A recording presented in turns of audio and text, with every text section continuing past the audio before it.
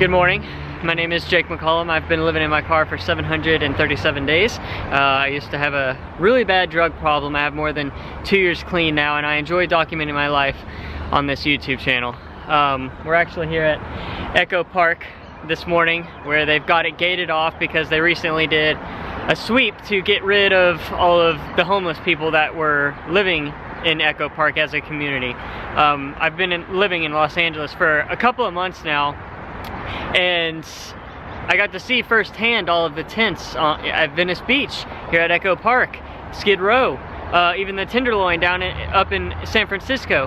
And I wanted to do a little bit more research about what's going on, because I'm honestly pretty clueless about everything that's going on. So I had the opportunity to talk with my friend Mark at Invisible People, and I just want to apologize in advance for the interview. I live in my car. As far as the filming and audio goes, I just had to use what was accessible to me. But without further ado, here's the interview. Hey. How are ya? I'm doing all right. How's everything going? Good. So, before we get to recording or starting, I just want to apologize in advance for my cluelessness and with everything, because you know, I am just now getting acquainted with what's really going on, and so if some of these questions might sound dumb or something, just please forgive me. No. So, huge respect, and you might even want to record this. Huge respect for you to reach out to ask whatever those questions are, because right now, well, not right now, it's been since the history of humanity, people hold on to these harmful paradigms and they don't ask the questions. So by asking the questions, you know, huge respect, you know, especially now on YouTube, you have a bunch of creators that are just filming tents driving by, racking up countless views. Mm-hmm. And as a business person, I get it. They're getting views, you know? But it's making our job harder because they're not showing that there's people in those tents. They're just showing, oh my gosh, homelessness is growing. If you're in Los Angeles and you don't know homelessness is growing, you're blind. You know what I mean? Right. You don't need some YouTuber to come put it on YouTube for you to say, oh my gosh. And it's all around the country. You know what I mean? What is lacking is YouTubers like you. They're saying, gosh, maybe I don't have this right. Let me reach out to somebody that might. So when I actually discovered Invisible People a long time ago, and I thought it was just you behind the lens, but what I'm slowly starting to realize is it's a nonprofit community, essentially, right? So there's multiple of y'all working on the project to try and help homelessness, right? Could you tell me a little bit more about what Invisible People is? Sure. Invisible People is the only education-based nonprofit in the United States working to change policy by shifting the harmful narrative that people hold on to. We use storytelling, we use education, and, you know, advocacy. And, you know, to be honest, most of the videos are just me. Over the last couple of years, Alex Gasaway has been helping me with mini documentaries. We have a reporter that I sent down to the Echo Park that we should be uploading soon. But we also do daily journalism on Apple News and Google News. 5 days a week. And much of it is written by homeless people or formerly homeless people. They are the real experts. So we do storytelling, we do journalism, and we do education and advocacy. Yeah, well, I actually went to Echo Park the other day to check out everything that was going on. When I got there, they had already put up the gate. But when I first got there, I parked my car, I got out, and as I was walking up to Echo Park, this dude in a Mercedes just drives by me and is like, "Thank God they're getting rid of the homeless people." And it struck me, and I had no idea how to react to that. My first reaction was just like, man, what a freaking asshole. Like, what is going on through this guy's head? And so I kind of just wanted your thoughts, like, what is your opinion on the people with this stigma that homeless people are just drug addicts or have, you know, mental illnesses? Like, what is going on with that, you think? So mental illness does play a part, whether it was that caused that person's homelessness or is a result of them being on the streets. I mean, if you're going to the bathroom behind a McDonald's dumpster every day, life sucks, right? Might as well have a beer. And I got 25 years sober. I'm not advocating drug use or alcoholism. I'm just trying to put it in perspective. You know, the soccer mom's hitting the pipe, the lawyer's doing the pills, you know, that postman's doing a little to get through the day, right? But if it's a homeless person who lives every day in this traumatic lifestyle that, you know, as we've seen in Echo Park, that you are at risk of being displaced, where you get little sleep, you have to walk miles for water, there's normally not bathrooms anywhere close. Yeah, it sucks. But to answer your question directly, I believe, and this is just because I'm a glass half full thinker, I believe people are good. I've seen the exception to that, but I believe a big part of it, and this is why invisible people exist, is no one took the time to educate. I mean, the homeless sector will spend millions and millions of dollars on PR campaigns to make the politicians look good, but they'll do nothing like fasten your seatbelt, don't drink and drive, you know, things that have changed our perceptions. So I don't try to look at the person as being bad. I look at that, oh my gosh, this is somebody that just doesn't understand. One of the analogies I use a lot is we used to think left-handed people were evil. You know, if you were left-handed, you were evil. And that's not the case, but we had to educate people to understand that just because somebody's left-handed doesn't mean they're of the devil. Right. And, you know, so, and it's been a lot of the harmful paradigms have actually been perpetuated by the homeless services. We're humans. We're flawed. We're messed up. All of us. You know, we're trying to do better. Hopefully we're trying to do better. But when it comes to homelessness, I mean, you have areas, Skid Row, Venice Beach Boardwalk, where there's the Tenderloin, where there's a high concentration of mental illness and drug addiction. And people see that, and they naturally assume that's homelessness all over. That majority of homeless people are 16 years old or under. They are not doing drugs. But our mind drives through Skid Row or walks down the boardwalk or walks through the Tenderloin, and we go, oh my gosh, look at these people, they're animals. And then we base our paradigms off them, and it shapes our worldview on homelessness, which is why our work is so important. Wow. You said a majority of them are under 16 years old? Oh, yeah. So I don't know how much of a deep dive you want to go into any of this. So our government, you know, the United States government, Housing and Urban Development, counts homeless people one night a year, the coldest night in January 21st, usually. I mean, in a community like Los Angeles, it's multiple days. Most cities around the U.S., one day. It's freezing cold in Minnesota. If you're homeless, you're doing survival sex or whatever you can to get on a couch. Then our government doesn't count couch surfing. It's cooking the books. So our government says there's 600,000 homeless people on any given night. This is prior to the pandemic.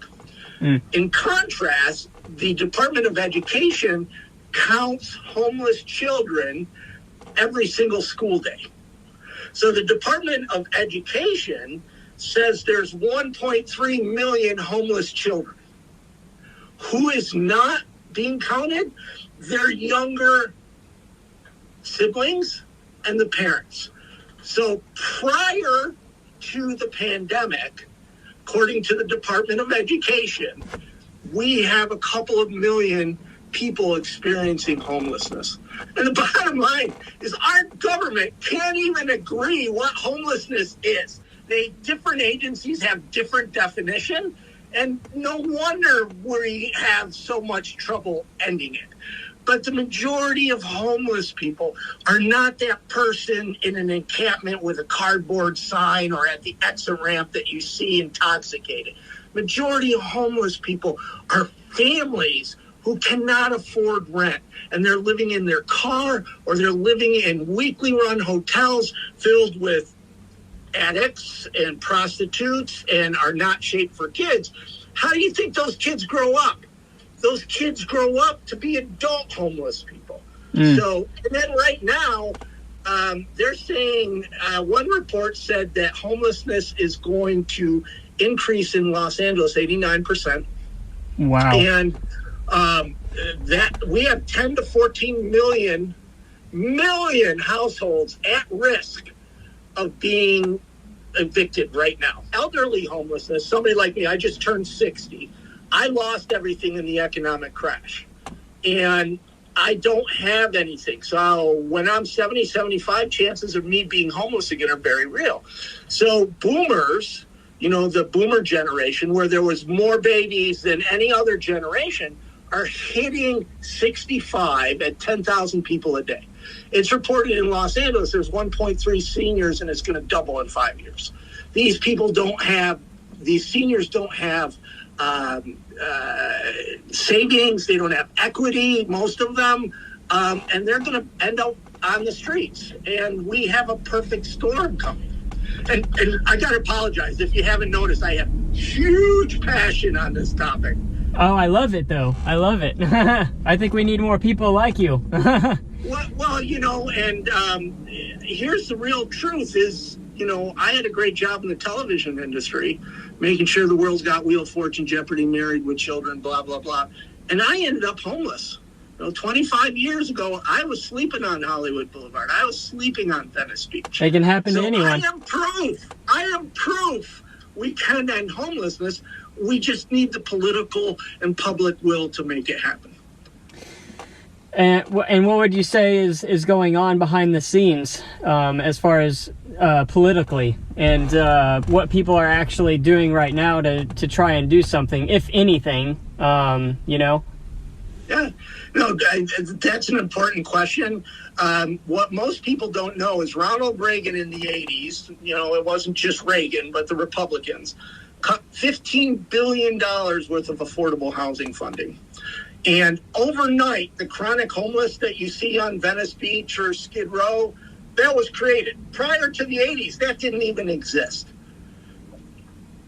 Almost overnight, the homeless industry was created. There wasn't these mega nonprofits, when they cut this amount of funding, and, we're talking 1980 dollars, which is probably 20 billion compared to today's dollars.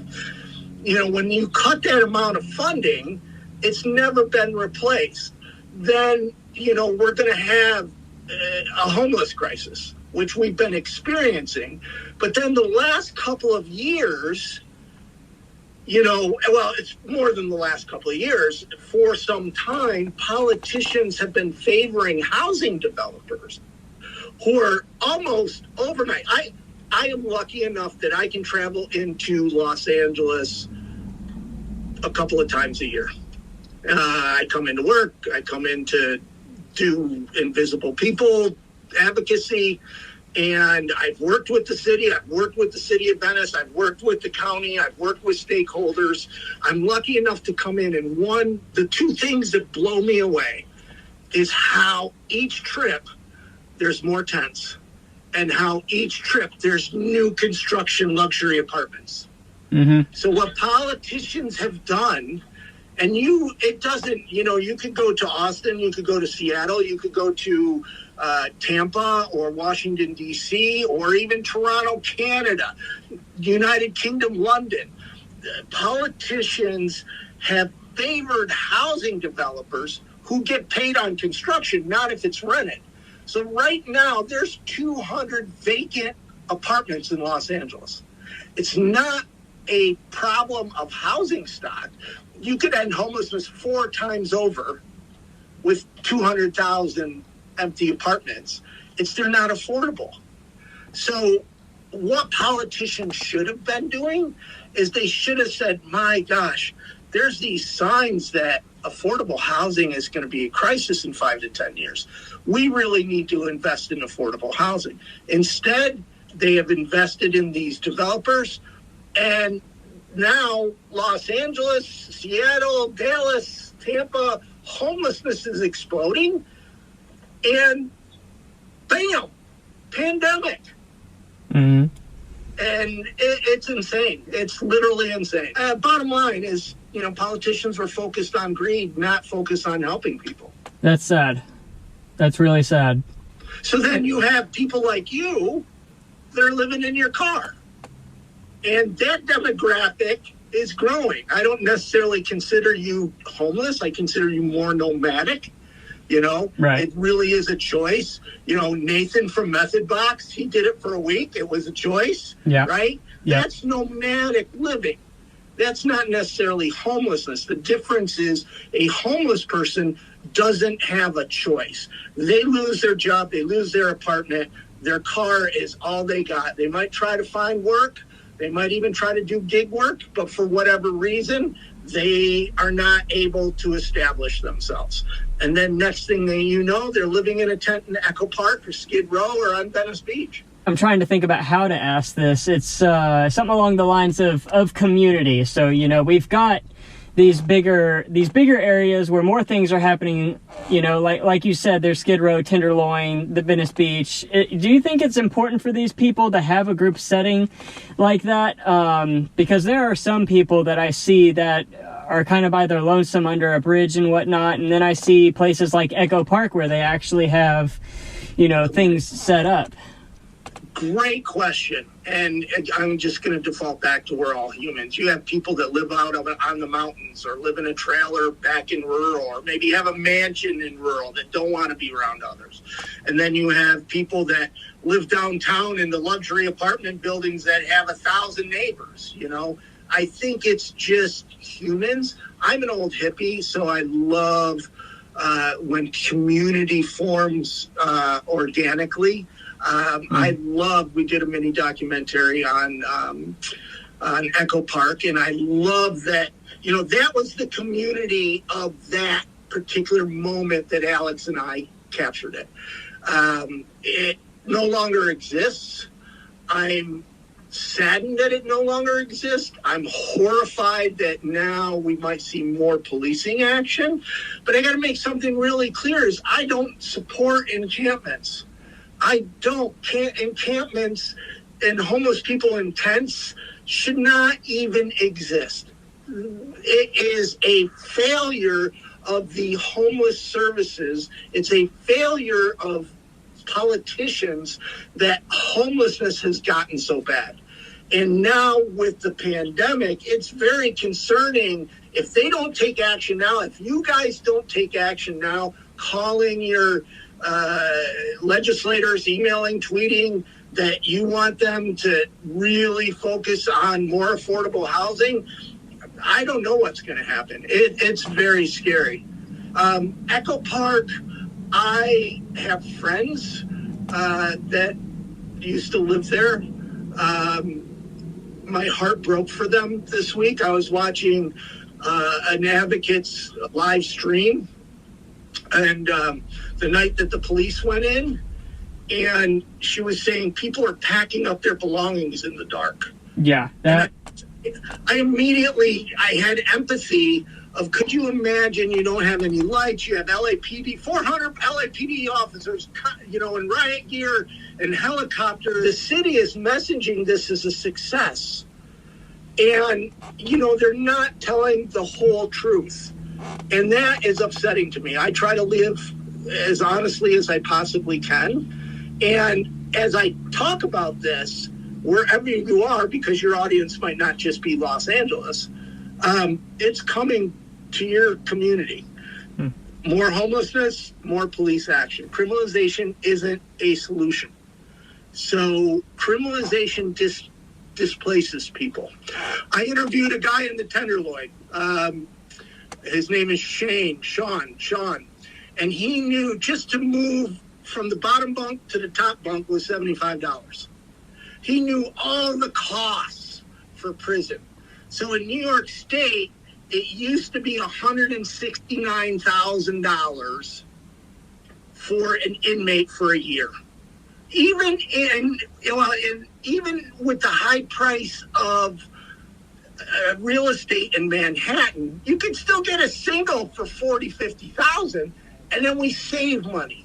So the criminalization of homelessness just displaces people. And to be very real, the city is messaging, oh, we got 200 in hotels. Do a search of Project Roomkey, and you will see that program is at risk of being shut down. So what they did is they took people, because it's a political hornet's nest, put them in hotels for a temporary basis. The hotels can't take their stuff. You're not allowed friends. You have to be in your hotel room by 7 o'clock, or then you are exited. There's no laundry, and they don't drive you to laundry. I could go on and on. People think, well, they're been given a hotel room. You wouldn't live in that situation with those criteria, not being able to have a friend, not having to a 7 o'clock. Well, it's free. Is it free? Because as a taxpayer, you're paying for that. Right. So you had 400 LAPD officers, helicopters, riot gears. I saw one estimate today, $600,000.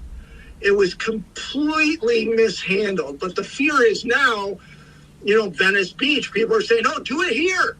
We just want homeless people gone. They're willing to pay to put homeless people in jail or in concentration camps or in a hotel for a temporary, as long as that hotel is in Culver City and they don't come back to Venice.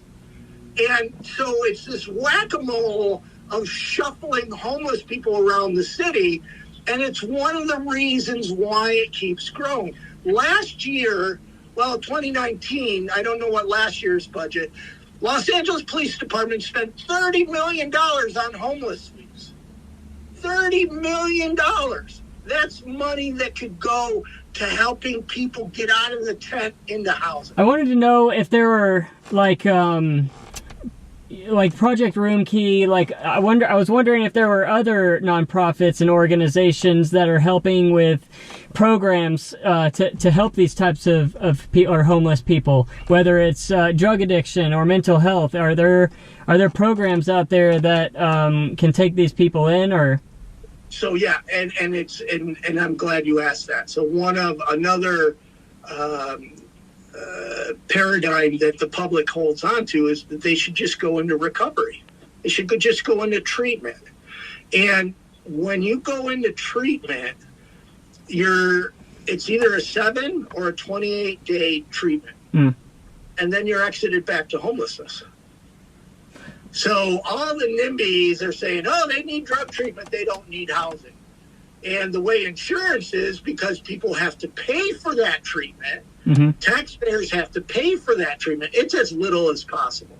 So first off, you don't get sober in 28 days. It took me months. Oh yeah. Yeah, even for me, I went through rehab 3 times, and it still took me a while to get my shit together. Right, and then you're exited back to, you go in for 7 days or 28 days, and then you're exited right back to homelessness. You know what drives me nuts is the get a job. The get a job. Right now, the pandemic has killed most service jobs. I mean, there is not the jobs available. I mean, you're doing the gig work, and I don't know what the competition is, how easy it is for somebody, but my guess is you have to have a good car, operating car with insurance, and have some starting money to make it happen. And, for most homeless people who have experienced huge amount of trauma, there is not a path for them to get employment. And especially now with the pandemic, it's like people just don't see what's going on in the world. And then in 5 years, I already see Postmates robots in big cities. So you guys doing the gig deliveries, you'll be gone. There's, 4 million truckers will be out of work in 5 years when trucks will drive themselves. Grocery clerks are now a thing of the past. Yeah. Or soon to be, right? And I'm an executive marketing person. And they're saying in my vocation, only the poor guy that has to go to the meetings will have a job. The rest will be totally automated. So in 5 to 10 years, there's not going to be any jobs that we know of. I'm for change. I believe that I love technology. I'm doing a live stream on a phone. Back when I was doing this, we had to pull up a friggin', camera truck and then satellite it, beam it up, microwave it, and now I just hit a button and boom, right? Right. So I'm not fighting technology, but we have to think about how are we going to train people for the new jobs that are coming. So right now, Homeless Services trains people for dishwashing and forklift driving. Probably 2 jobs that won't even exist. But yet we say, get a job without even trying to comprehend the challenges that person, if they haven't showered in a month and they don't have transportation and they have some mental illness. So let me put it this way. Homelessness is really complicated. Homelessness is extremely complicated. We can end homelessness. We know how to end homelessness. We've known for a long time, but the political and public will is not there. I hate people that separate. There's 2 types, right? There's 2 types of tennis players. There's 2 types of gig workers. There's 2 types. Well, let's separate a very complicated challenge like homelessness into 2 groups. So there's the 10 million households that are at risk of being homeless right now. We need to keep them in their apartments. There's data that shows when that family hits a homeless shelter or when that family ends up living in their car, not only is it costly, but the kids especially are going to experience trauma, which may or may not make them homeless as an adult because they're living in homeless shelters are horrible. All the people that say, they should go in a homeless shelter have never really seen a homeless shelter. Mm-hmm. So we need to prevent homelessness. And there's some the Biden plan, the relief packages has a significant amount of money to keep people. I just hope nonprofits don't f it up. We got this one chance. It's really scary. I hope nonprofits allocate the funds to what they're supposed to go to, and that's keeping families in an apartment. So if they lose their job, you pay their rent for 6 months until they can restabilize. So they never touch homelessness. Then there's like my friend Lanny, who was blowing a .48. When I found him in Glendale, he was sitting in a warehouse in his own feces. Even if Lanny wanted to work, nobody's going to hire him. Nobody. So what we have to do for people like Lanny is create permanent supportive housing so that it saves lives and saves taxpayer money. So 1, prevention. 2, we need to create housing to end homelessness. I shouldn't say create. We can't build our way out of housing. HHH proved that. We need to look at, abandoned buildings. We need to look at, structures that are there, maybe, sanctioned tent camps, as long as there's a path to housing. We just can't say, we're going to build all these apartments, because that's not realistic. So what I tell people is a couple of things. Is 1, do what you're doing now. You're educating yourself. We have a Learn More section on our website. that gives some basic information. It's the only place on the internet that is not spun for fundraising or some 46-page academic PDF that's hard to digest. It's just little bits of information. We try to keep it current, but it's a good place to start. Another good place is asking people you know, like you're doing here, right? I'm really grateful that you reached out.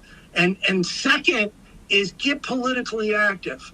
Get politically active, because as we've seen in Los Angeles, and it's happening in every city across America, rents have gone up 75% in the last 5 years. So at the same time, wages have remained stagnant.